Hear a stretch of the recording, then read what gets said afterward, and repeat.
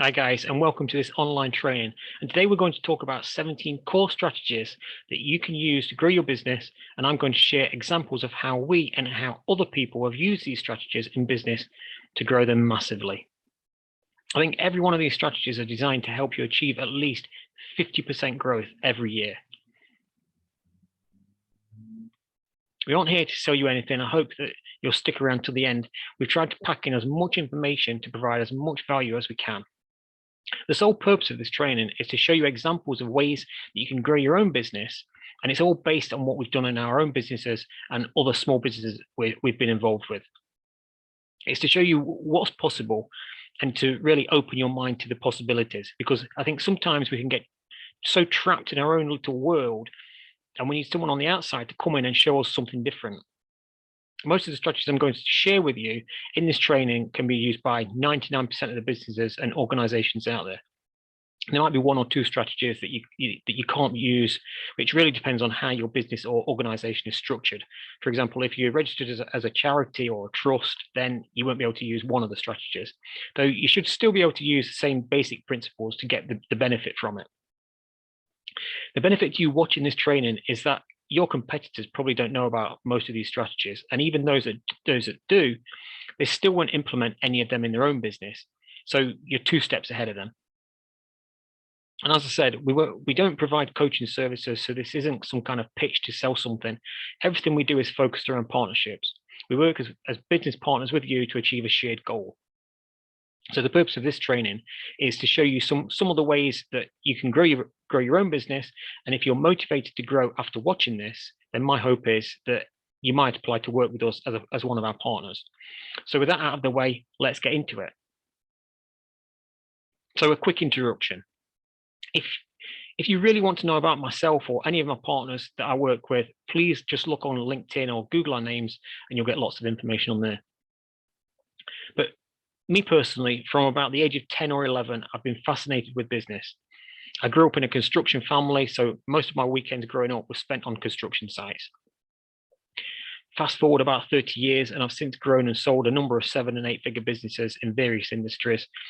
And then I spent about 10 years working across probably 20 to 30 different industries, from media production to financial services. So I picked up quite a few techniques through doing that of how different industries operate. And sometimes taking something like a method or part of a business model from one industry and using it in a completely different industry, you can have a massive impact on that business. Anyway, that's it about us and what we do. The rest of the training is focused 100% on you and your business. So let's get started. So our first strategy is what we call the place marker strategy. And rather than being a strategy to take you forward like many of the others we will talk about, this strategy is more about knowing where you are. It's about getting your bearings, because whilst many business owners believe they know where they are, that belief is based on assumptions. And it's normally driven by emotional bias of how you feel about a particular client or service offering. But this strategy came about because I'd get business owners asking me what they should do in their business. And it was almost like they thought I had some kind of crystal ball or time machine. But as an outsider, I could only really answer based on my own external view of the business. And normally that was based on me not even knowing anything about their business before that phone call. So I'd try and give them an answer based on about 45 seconds of them telling me about their business. But that could obviously never be the right answer for them. And so understanding where your business is in terms of its growth, its client base, its service offerings, that's where you start when it comes to the right strategy to follow. And this is more like the strategy before the strategy. It's a bit like the story I sometimes use to illustrate this point. So if you wake up one day and decide to go to Disneyland, you get on a plane and you fly west. After 10 hours, you look out of the window and all you can see is the blue sea. So you go and ask the captain how long it will be before you arrive, and he tells you it'll be another 18 hours. And the reason for that is you thought you were in London when you set off, but actually you were in Sydney, Australia. So you flew west and now you're in the middle of the Indian Ocean. Now you wouldn't do that in your day-to-day life, but why do most people do it in their business? So the place marker strategy is about knowing where you are before you set out on this growth journey. And actually, when you know this, it's very easy to know what your next step should be, because it's all based on hard data rather than being based on emotion. But this strategy, you need to get into the detail of the business. Who are your clients? What type and size are they? How much revenue and profit does each client provide the business? Which sectors are those clients in? And how much does each sector make up your total business? Which clients are most profitable for your business? Which clients and sectors are growing in demand? Are you reliant on one or two key clients? Many times you'll find that a lot of your clients don't contribute very much to the bottom line, whereas probably a handful contribute most of it. And this is normally the opposite of what you expect it to be, because before you start this process. When we analyzed some of our previous clients in our contracting business, we found some of our biggest clients, in terms of the revenue that we got from them, was actually contributing only 1 or 2% of our profits. All the things to consider is what trends are happening in the economy and in your own industry and in your clients' industries, and how might these trends affect both your business and your client's business. Where are your clients located? Are they all within a 10-mile radius of your office, or are they scattered around the world? Then looking at your product offerings, which of those are most in demand? Is that demand growing or falling over time? Which of those product offerings contribute the most profit to your business? The more you know about your business, the better position you'll be in for choosing the right strategy. The second strategy is called the life vision strategy, and these first two strategies go hand in hand together. The first, knowing where you are, and the second, knowing where you want to go based on where you are right now. So to give you an example, in the 15th century, the Spanish Empire were hungry for more wealth and more land. So the only way for them to get that was either to go to war with England and other countries, or they could go off and try to discover new lands or new places to sell their goods.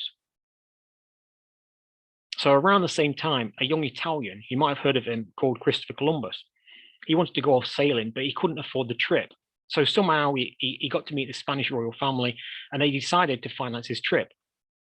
And as the story goes, that his job was actually to sail from Spain to India and set up a new trading route between the two countries. But he couldn't have been a very good sailor, because he ended up sailing in the complete opposite direction, as we know. And then he discovered America. But none of this would have happened if Spain hadn't had that vision of what they wanted. And this is also true for your own business. This strategy starts out by asking the question, where do you want to go? But this starts by creating a vision for your own life. As the business owner, what you want your life to look like 10 years from now. When you've got that vision for your own life, you can then translate it across to your business. What would your business need to look like for your personal life to meet that vision? Your business is just a vehicle for what you want your life to be. So this strategy is about using your business as that vehicle to take you to that future version of yourself. So you start out with a vision for your life, you translate that to your business, and then you work backwards to the present day to plot out what milestones and steps you need to take to reach that end goal. Strategy 3 is a sector strategy. What I've found from working with so many small businesses is they can become focused on 1 or 2 sectors. And normally the only reason for that is because those are the people that showed up when the business first got started. One strategy to grow is actually create a whole new sector. And this is what we did in our business. So back around 20 years ago in one of our own businesses, we were based in quite a big tourist area. And so quite a few of our clients were hotel owners. We were already well known in the hotel industry for the services that we provided. So we started to think about other sectors that we could work for. And so we looked at neighboring sectors. Now, it doesn't seem like an obvious choice, but we decided to target residential care homes. As a building, a residential care home is very similar to a hotel. They both have the exact same systems and equipment in place, but from a client perspective, they can see the connection between what we already did with hotels and how we could help their business too. They both had a large number of bedrooms. They both had a dining room and a lounge area. They both had a reception area, and they both had kitchen facilities. So it was a natural progression that we should target that type of client as our new sector. But if you use this strategy in your own business, the key point is to make sure your existing business is operating okay already. What I mean by this is, if you start targeting a new sector, will you be taking resources away from that existing sector, or will it be able to operate on its own? What happens most of the time when people use this strategy is they'll just move their attention away from their existing clients, and they'll direct that focus on developing this new sector, which means their existing business actually reduces in size as they take their eye off the ball. And then when that new sector starts off, or when it starts to take off, they believe it was a success, which it probably was. So they do the same thing over and over again. And to the outsider looking in, it just looks like you're jumping from one sector to the next, but never actually growing the business properly.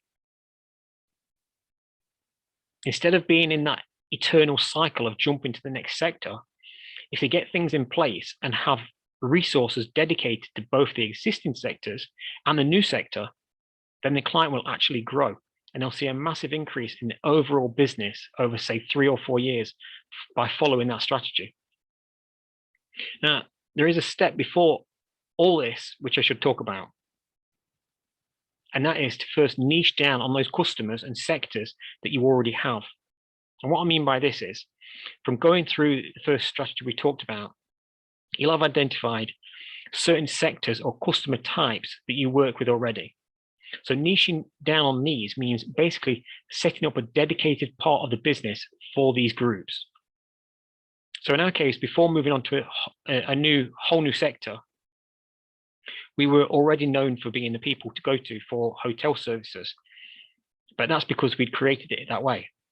You might set up dedicated brand logos or separate websites for each type of customer. It doesn't matter so much as what you do, but just making sure that each particular audience believes that you are talking solely to them about their problems, and rather than what most businesses do and just offer general products and services to everyone. And this comes back to knowing exactly who your customer is and then only focusing on them. Strategy 4 is called the B2G strategy. So what is that? Well, it's working for government organizations. Now, one of the biggest myths about working for government from small businesses is that it's all corrupt and the firms that win the contracts are the ones who are the best friends with the client staff. Well, while that used to be the case in the 80s, it all changed in the 90s when they introduced transparency into the procurement process. An interesting fact I learned about 5 years ago, there was a think tank survey done, which reported that out of all the small businesses surveyed, only 3% had ever bid on a public sector contract. And this wasn't really any shock when I read this, because I've bid on or overseen the bid process for close to £1 billion in public contracts across all different industries.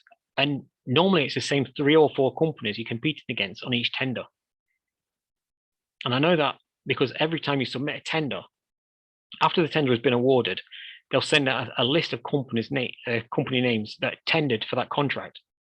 So you can see if you bid on a lot of the contracts, that it'll be the same handful of companies bidding.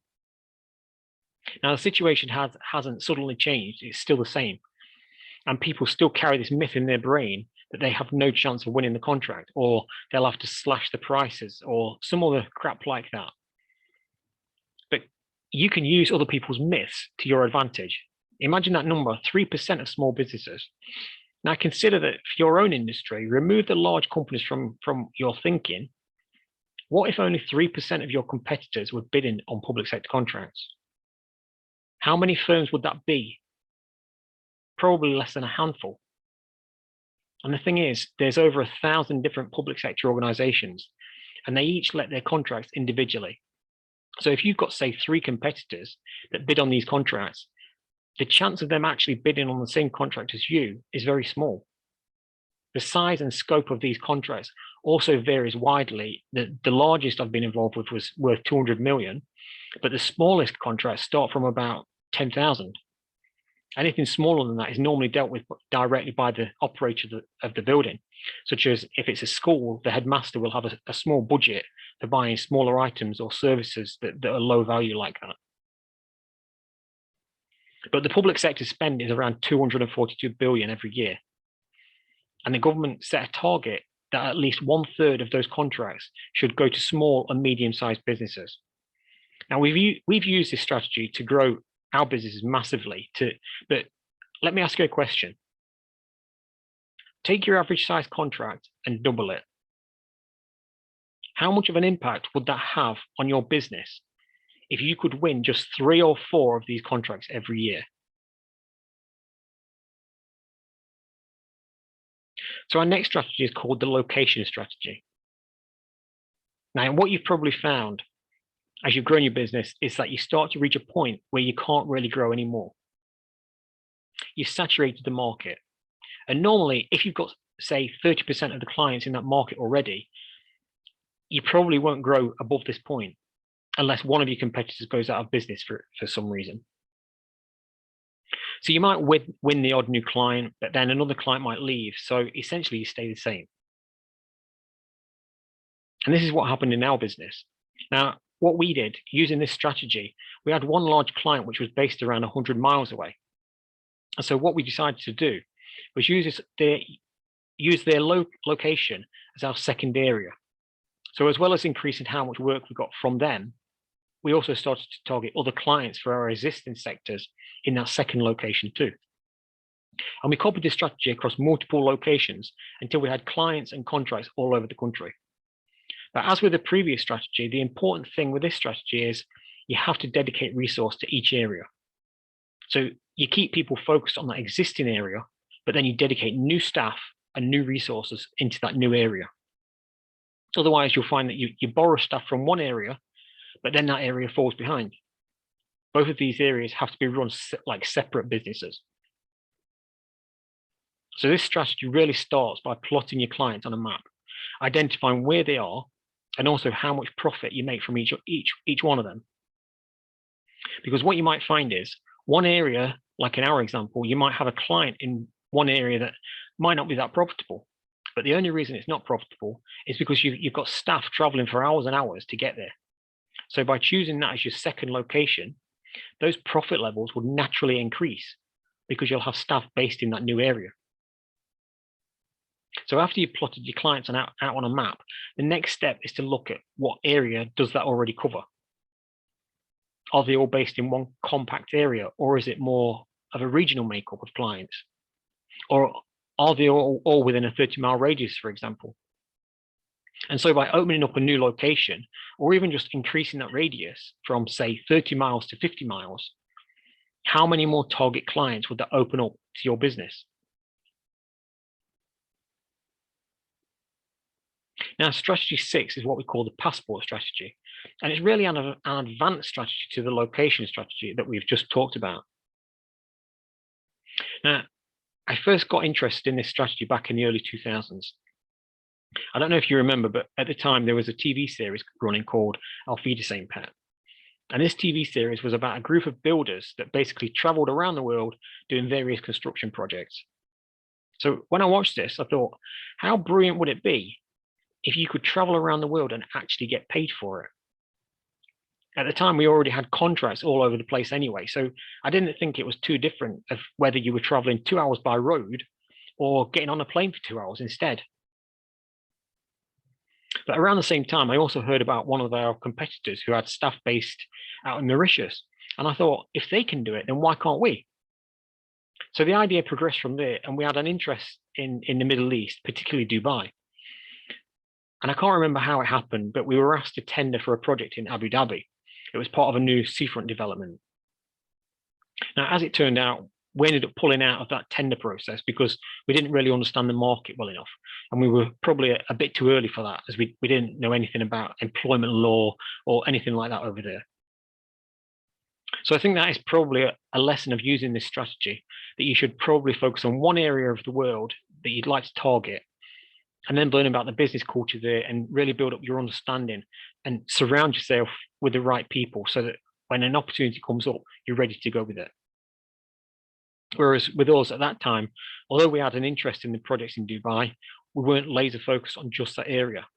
We were looking at going anywhere. And we were even going through a process of buying a company in Florida. But later after that, we learned from that lesson. And I've since been involved with companies in Europe and later taking companies from the UK over to China. I think this is one strategy that most firms overlook. They see exporting or working in other countries as something that other people do.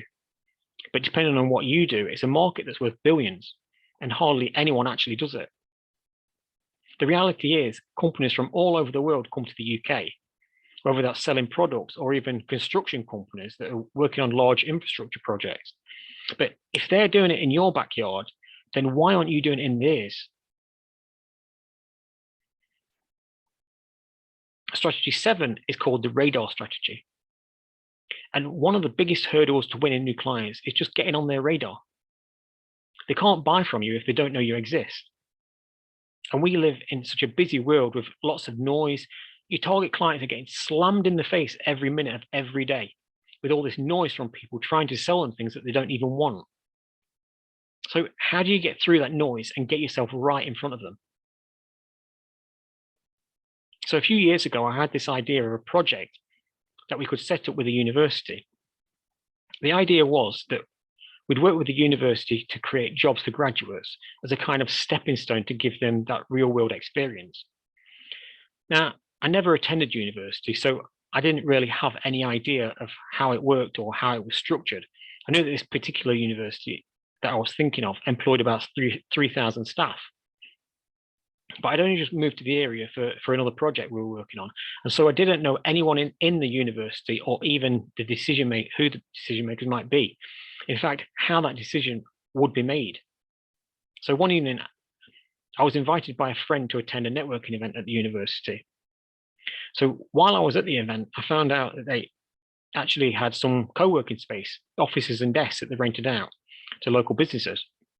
And so I ended up renting desk space with the hope of getting to know a few people that worked there and just see if my idea would work.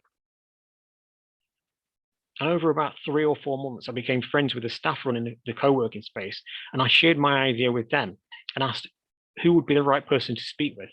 And so through that introduction, I got myself right in front of the person I needed to speak to about that idea. But to use this strategy for your own business, it has a few key steps that I think you need to follow. First, you have to make a list of all your target clients within your geography. When you've got that, you might have a list of, say, 100 companies. The second thing to do is think about where these people are right now. Who are the decision makers and who might influence that decision? How do they purchase your services normally?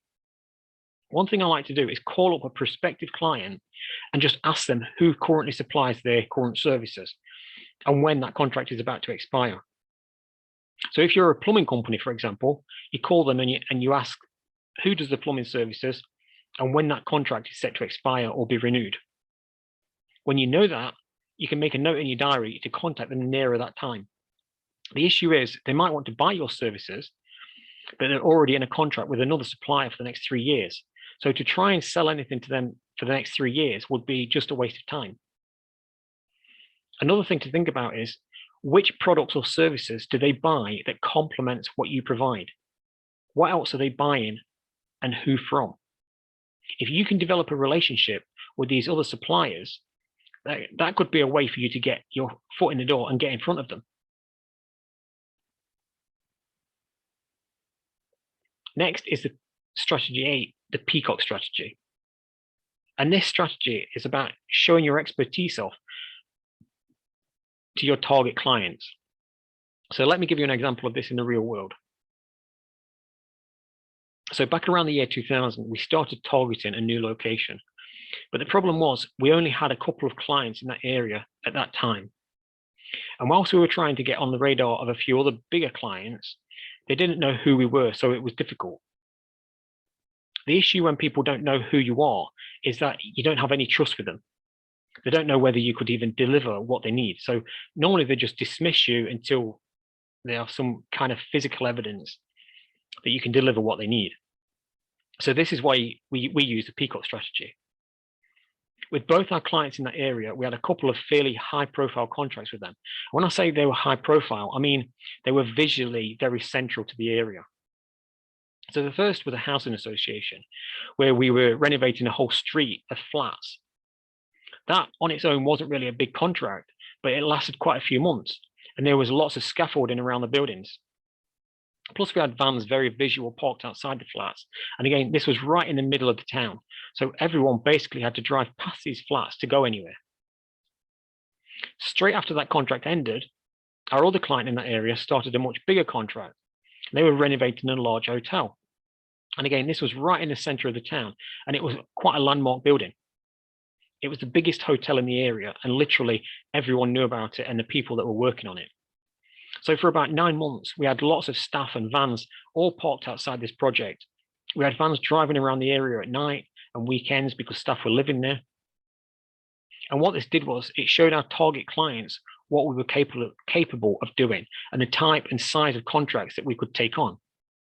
So as that contract was coming to an end, we actually started to get inquiries from other new clients in the area. And that was really the catapult that really grew that area for us. So if you decide to use this strategy, the key is to understand how your target clients, after you're on their radar, how they might be able to see your expertise and capability. It's about you being that peacock. Apart from doing what we did, I mean, that was 20 years ago, before the time of internet and social media. We had to do everything the old-fashioned way.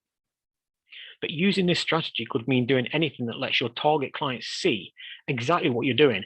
And that could be things like creating case studies for past projects and clients, or perhaps documenting a project live on video. And the idea is to show your target clients similar contracts that they'd be letting, so that they can see a direct connection between what they need and what you can deliver. The 9th strategy is what we call the Chatterbox Strategy. One thing better than being seen is other people talking about you. It gives you borrowed trust from those people that are talking about you. It depends on the business and who you're talking about. But if you can get someone that's well known by your target audience, that will massively boost your credibility with your target clients. You see, this with businesses such as fashion or perfume, where they use influencers or celebrities to endorse the product, or maybe to wear a dress to an event where they'll be seen by the media, and then other people will want to buy that dress as well. Then there's PR, when a journalist has written a news report about your business.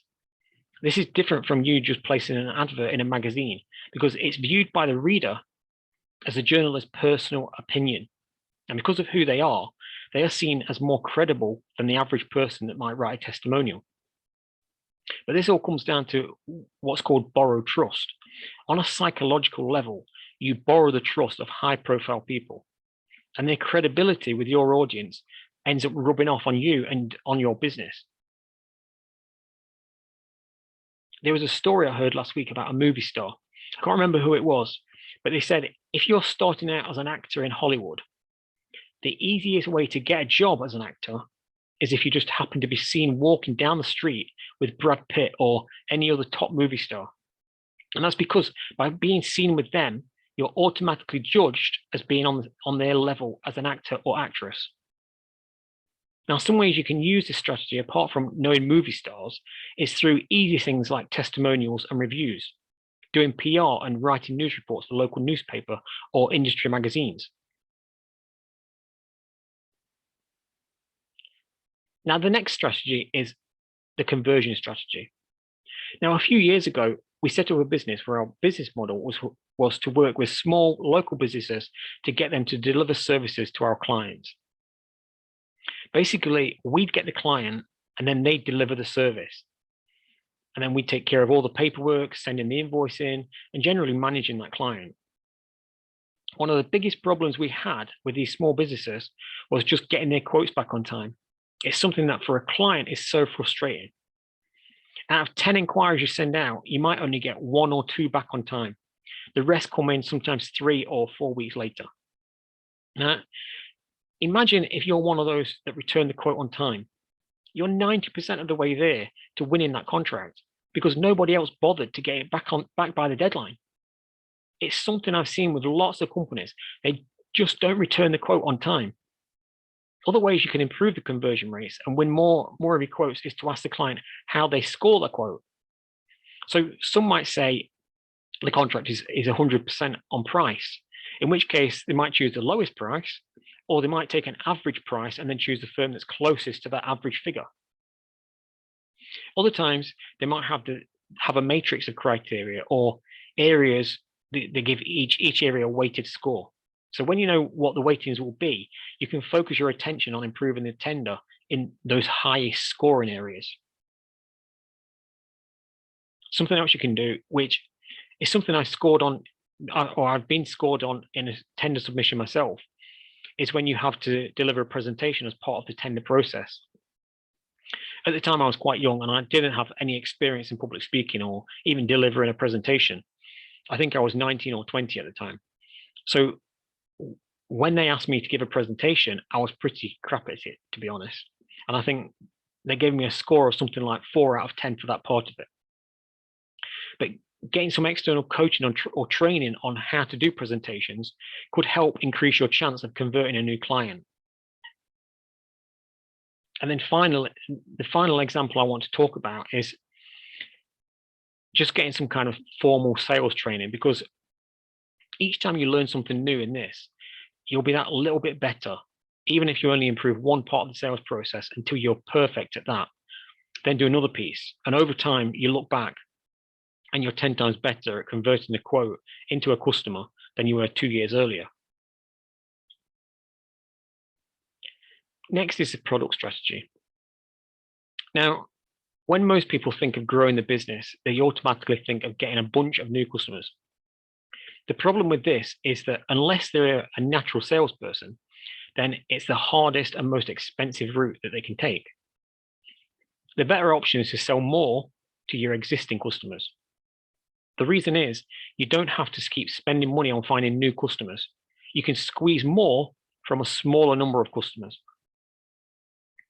The other bad thing about finding new customers is it takes more people to manage those new customers, which actually reduces your profits even further because your overheads have to keep increasing. So selling more to your existing customers is a bit like focusing 90% of your sales efforts on existing clients and only 10% on finding new clients, which means you're always covered for if 1 or 2 of your customers go elsewhere. And with this strategy, I've seen businesses double in size within 12 months just by using this one strategy. One example of this from our own past is we had a number of clients, and we found that they'd always complain about the company that maintained their fire alarm systems. Now, these were separate companies, but we seemed to get the same response from all of our clients around that time. And before that point, although it was similar to what we did, and we did install some fire alarm systems ourselves before that point, but we didn't maintain them because we didn't have the qualifications or accreditations or even the insurance cover to maintain the systems. So we used this product strategy and we ended up creating a specialist fire and security division in the company. We put together a maintenance package, we trained our staff, we partnered with equipment manufacturers, and we got our staff set up with the specialist equipment needed. And then we sold that new product offering to all our existing clients, which we already had other maintenance contracts with anyway, so it was easy to sell them an extra service. This had 2 effects on our business. The first was we grew the business and became the sole supplier of all maintenance services to our clients. But secondly, we also attracted new clients who were only looking for fire alarm maintenance rather than the other services that we provided. And so this became a foot in the door with these new clients, which over time we could then sell other services to as well. The third benefit is we became a named supplier. So when any of these clients got the buildings renovated or extensions built onto them, we automatically got the contract without having to compete against any other firms. So how to do this is to create new product offerings. What else are your clients buying? What do they need? What product offerings would complement what you already do? And which new product offerings could you create that build on your existing skill sets? This is what we do. We create new products that our partners can sell and deliver to their clients. So you manage your client relationship and we create new offerings for you to sell to them without having to spend thousands on trial and error of setting up a new product or service offering.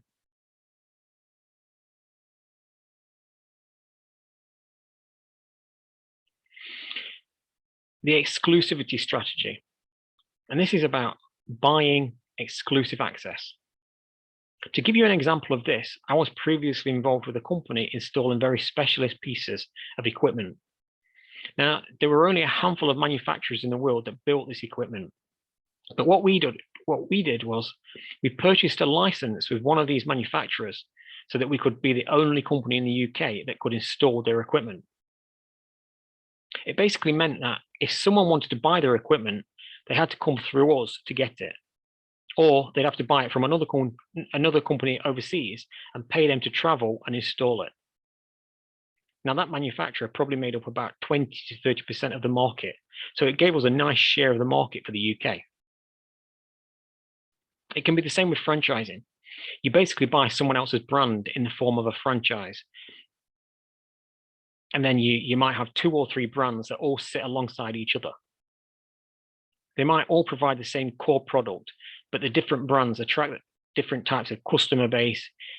You see this with various hotel brands. Many of the large hotel brands are actually franchises. So one hotel operator will buy franchises for Holiday Inn, Radisson, and Best Western, and they'll operate each of those brands at different properties. But by owning those 3 brands in that area, they get access to anyone that wants to stay at any of those hotels. So this strategy can give you access to a new client base. It can give you access to new service offerings and sometimes even increased pricing. Another example, one of the more high-profile service franchises, they have contracts with many of the big national and international chains like McDonald's or Pizza Hut, for example. But because they have contracts set up with these large clients already, those charge-out rates are already set. And in some cases, these rates are twice the hourly rate of what a normal service provider would charge. But coming back to the hotel example, each of these hotel brands are positioned at different levels for price. So you get the customers that are happy to pay £200 a night who stay in one hotel brand, whereas another customer might only want to spend £50 a night, and so they go with a brand at the cheaper end of the market. So the hotel operator gets to own the market for hotel guests in that area. It doesn't matter where the guest stays, the operator still gets paid. Strategy 13 is what we call the copycat strategy. Others might call this the Kohikot strategy. To show how this strategy works, I'll tell you a story. So back in 1940, a couple of people set up this restaurant. And like most restaurants, they made it quite complicated and had loads of things on the menu. Eventually, they decided to slim down the menu and instead just sell 3 things: burgers, French fries, and milkshakes. But because they slimmed down the menu, it meant they could make the food much faster and it cost much less to buy. They made it so simple that they could train anyone to cook the burgers and deliver the food within a few minutes of someone ordering it. This became the base for McDonald's, and by getting that one location set up properly in a way that anyone could do it and make money, it meant they could copy that business to other locations. And McDonald's have now got over 36,000 restaurants around the world. Now, if they'd not used this strategy, it would have been almost impossible for them to even take their business overseas, never mind have over 36,000 restaurants around the world. And I think the sole reason for that is ownership. One of the main reasons this strategy works is about buying. The people inside the business actually own it, so they make sure it works because they've invested their own money into it. And the same could be done in your own business. If the business is established, if it has good profit, if it has a defined customer type, and it has a system of how to operate the business that anyone could use, then using this strategy could help you to open 4 or 5 locations every year without any great stress. It's a fast way to build the business footprint. Now, strategy 14, we call the nut and bolt strategy. This strategy isn't right for everyone. Some businesses won't be big enough to use it. And if you're not registered as a limited company, you'll need to do it slightly differently to get the end result. But this strategy is about using mergers and acquisitions to grow your existing business. Now, the reason that you hear about this strategy so much in the corporate world is because if they have, say, £1 billion in revenue, it's very difficult for them to grow by even 10% through organic growth. It just takes too long to tender and manage all of that new work. How many tenders would they need to bid for them to win, say, 100 million in new business? That would be a lot of tenders. So the reason they use this strategy so much is because they can buy another business and that will add 30% growth to their business without having to do anything for it. And it can be the same for small business. Now, I mentioned it's not right for everyone, and let me explain why. I've seen some business owners that buy a business and then it doesn't go anywhere. In fact, in some cases, their original business ends up going bankrupt. And that's because the business owner has moved all of their focus from the existing business and put it all into that new business. So the only time that a business should consider using this strategy is if they've got dedicated resource for their existing business. And it doesn't need them involved with it anymore. The only reason, or the only real way to achieve that is by having a management team in place to run the business day to day. This then frees a business owner to focus all of their time on the new business and make sure it's running properly. What actually happens if you don't do this? If you imagine that if you're running around like a headless chicken trying to fix issues, putting out fires right now, well, if you go and buy another business, you've now doubled that headless chicken state. And whilst you might think if you buy a business, everything will be working perfectly in that new business, I can tell you it won't be. And I've seen over 1,000 small businesses that are for sale. The seller will always paint it up to look perfect, when in reality, there are all sorts of hidden issues that they aren't telling you about. So buying a business means your time and focus will be 100% on the new business. So one other option with this strategy, rather than buying a business, is to instead merge with another business. Now, obviously, this is more relevant where neither business owners want to leave the business, because that way you can both continue driving each business individually, but you also benefit from the objective of doing a merger in the first place. So having access to their clients, perhaps access to their resources, their office premises, and vice versa. But if you use the strategy properly, you could see your business double in size within the next 12 months. Now, the next strategy is a bit tongue-in-cheek, and we call it the friends with benefits strategy. And to give you an example of this, a few weeks ago, I was walking down the street in the city centre and I came across this huge construction project.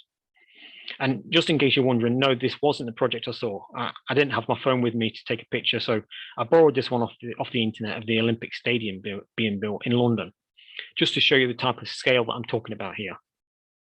So normally you might expect the project to be run by one main company, and then lots of smaller contractors, each providing the separate trades like joinery, electrical, and plumbing. Except this project actually had 3 main companies, and they were all sharing the project between them. Now, normally these firms would be competing against each other, but this project was so big that it was too big for any one of them to take on alone. So it needed them all to team up and deliver the project together. But this is something that goes on a lot in the corporate world, but you don't see it. It happens in all industries. Another example is with Virgin Trains. And I talk about this example a lot because it's a perfect example of how this strategy can really benefit everyone. So as far as I know, Virgin Trains don't operate any trains anymore. But back when they did, when you traveled on a Virgin train, you wouldn't have known that it wasn't anyone different to Virgin that was delivering that transport service. But the Virgin Group is made up of about 47 different companies across all sorts of industries, from airline to banking. So how is it possible that they could deliver all of these services and still provide a good level of service? And the answer is they couldn't. Somewhere they dropped the ball and things would go very wrong. Now, if you're flying thousands of people around the world every day, you don't really want anything to go wrong. So how did they do it? Well, the answer is Virgin Trains was actually a joint venture between Virgin and Stagecoach. It was actually a Stagecoach that provided the day-to-day running of the trains, just working under the Virgin brand. And reading between the lines, the reason they did this was if, let's say, something didn't go well with the trains company, if they're working under the Virgin brand, then Stagecoach's reputation isn't hurt by it. It can walk away and not look back. And if you look at any of the marketing of Virgin Trains, you'll never see any mention of Stagecoach. It's only when you look deeper, such as in the company's financial accounts, right back to when they first set it up, that you'll see the Stagecoach name owning part of the company. The other key point is about knowing each other's strengths. For example, Stagecoach doesn't really have a very public profile compared with Richard Branson and Virgin. Whereas Virgin is very public and always seems to be in the spotlight. Their brand is their value. Borrowing that brand, even with nothing else, is worth a lot and will determine whether something is a success or a failure. But we're only talking about large corporate businesses here. The same could be done with your own business. The key is finding skill sets or assets that benefit each party and they let you achieve a certain objective. If I'm good at sales and you're good at delivery, but rubbish at sales, well, it would make sense for us to work together. I can do the selling, you can do the delivery, and then we both get what we want. That's the key benefit of using this strategy. It lets everyone bring their strongest skill to the market, but also the opportunity to deliver some much bigger projects than they'd be able to do alone. We're almost done, but the next strategy is what we call the arbitrage strategy. And up until now, we've talked all about growing the business, but one thing we've not talked about is probably the most important point of all, and that is how to grow shareholder value. Moving on from our previous strategy, talking about Virgin, let me share a story with you about Richard Branson. So back in 1992, he sold Virgin Records for 500 million. But since selling that business, he's been reported as saying, up until that point, the Virgin Group was always on the verge of bankruptcy. He only became wealthy when he sold that business. Now, I'm not talking about you selling your business here, but I am talking about how to increase the value of your shares. Because if you're going to grow your business, then that ultimately has to be the key metric that you're going to use and you're going to measure if you've been successful with the choice of each strategy. So how do you grow share value? And to answer this, we have to look at two areas. The normal way of valuing your shares is based on a multiple. In most businesses, that will be a multiple of profit, but in some businesses, it can be a multiple of revenue. Now, the bigger the business is, the bigger the multiple is too. And this goes up in bands. So without thinking about the actual multiple for your type of business, let's say the business has less than 1 million in revenue. So the multiple might only be 1 times profit for that. In other words, if your business has 100,000 in profit, then the value would be 100,000 because it's a 1 times multiple. The next band will be between 1 million and 2 million revenue. And the multiple might be 2 times profit for that band. The third band would be between 2 and 5 million, and that might be a 3 times multiple. Next, between 5 and 10 million revenue, and this band would have a 4 times multiple, and so on, as a business gets bigger. Now, the other factor with the value of shares is the ability to sell them. The easier it is to sell a share in a business, the more valuable it is because you can remove any risk from owning it. So to increase the ease of selling the shares, you have to have a market of buyers, and it has to be easy to buy and sell those shares. If you think of a small business, it's very difficult to sell your shares in the business, and sometimes you might not want to sell all of your shares. You might only want to sell 10% just to give you some extra cash. But that's very hard to do because there just isn't that marketplace there to do that. So looking at this from the opposite end of the scale, let's take a publicly traded company on the London Stock Exchange. Well, those shares might be valued at 30 or 40 times multiple compared with a small business on a 3 times multiple.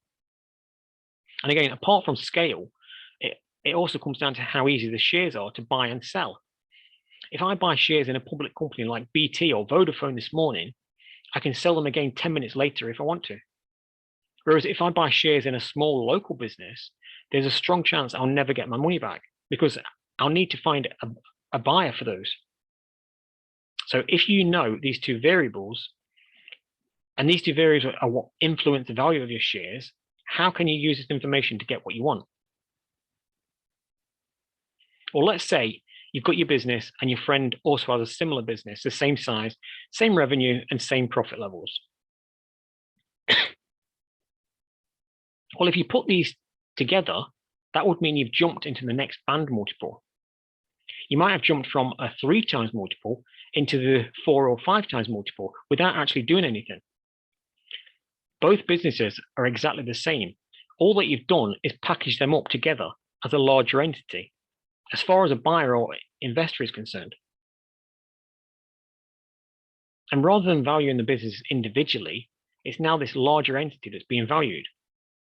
Likewise, let's say you get 5 or 6 companies of similar size and put all of these into this package structure. That could be going from a 3 times multiple up to a 10 times multiple. That means trebling the value of your shares without changing anything inside any of those businesses. And these companies don't need to be sharing staff or merged into the same office or anything. They just continue operating as independent businesses within this envelope structure that you've created. Now, if you then take this package structure and list it on the stock market as a public company, the multiple jumps again. In this case, it would jump from, say, a 5 times multiple up to an 8 or 10 times multiple. But the benefit of having public shares is you can sell off small chunks to get extra cash when you need to, or you can borrow very cheaply against those shares to buy yourself a yacht or a new Ferrari if you want. I'm not telling you this. This would be the best for your situation. But what I'm trying to show you is that these are the variables to increase the value of your shares. So by making you aware, you can use them yourself to get what you want. We do have a product that works with business owners on this strategy, which we've done other videos on. So if you're interested in this type of model, then check out those videos. Or if you've got a couple of companies that they could use this strategy with, then message me and we can talk about it, how to put it together. And if it's got more than $500,000 in profit combined, then we can also talk about the process of listing the company on the stock market. Now, the final strategy is what we call the inverted merger strategy, or upside down merger. And this is something that we created ourselves, but it was born out of the problems that we come across when we tried to merge businesses together. I've done other videos on using this strategy in your own business, but to give you a high level summary of the strategy, basically, when you try to merge 2 businesses together, essentially this means there's 2 or more people's egos that tend to get in the way. From trying to put deals together ourselves, we hit the same issues every time, and it ended up making the deals fall apart. One of the most common issues was we'd get business owners, they wanted to take control of the other person's business. They'd say, right, I want my logo all over your 40 vehicles and above your office door. But if the other business owner said the same to them, of course, then they'd reject it. So what this strategy does is it removes people's ego from the equation. Rather than trying to put businesses together to achieve an objective, we spin it upside down. We create the end business or brand and then find the pieces to make it happen. Essentially, it's having multiple joint ventures delivering a new brand or business. It's a bit like the Virgin Trains example we looked at earlier. If they use this model, there'd be a joint venture for each of the pieces, such as the train, the catering, the onboard entertainment, the ticketing, and they all deliver under the Virgin Trains umbrella. Unlike a traditional merger where one person might be concerned about who the other partners were, with this model, they don't need to worry about that because each partner is just responsible for delivering their piece. And together, those individual pieces make the end product. If you take the example of Virgin Trains, Alstom, who make the trains, they don't care who's doing the catering or who's doing the booking platform. All that they are interested in is building a train that's safe and reliable. And in this example, it's Virgin's job to put it all together. And really, it's only Virgin that would have any concern of who was involved, because it's the Virgin name and reputation that's on the line. The rest are all isolated from that customer-facing role, and none of them are linked legally as they would be if it was a traditional merger. The good thing about this model, rather than a merger, is it isn't permanent. You can do it for a single project while the rest of your business carries on as it was, whereas a merger is permanent. But you can also use the strategy to create a new company, which you can then grow it and perhaps even use the previous strategy and list it on the stock market, which means your original company stays private, but you're taking advantage of the arbitrage or having a much bigger company and taking it public. So how could you use this strategy in your own business? Well, I think the key point to making this a success is having that impartial third party to set it up and then oversee everything. In our case, this is obviously what we do, but I'd say this is probably the biggest area where things can go wrong. If you don't have that third party, then egos will always get in the way. Plus, you have to work out who is going to do what and when, and it all gets a bit messy. Whereas it's that third party's job to organize all of that. They're like the conductor in an orchestra. And when we do this ourselves, we are the ones that create that new business brand or offering between the 2 or 3 parties.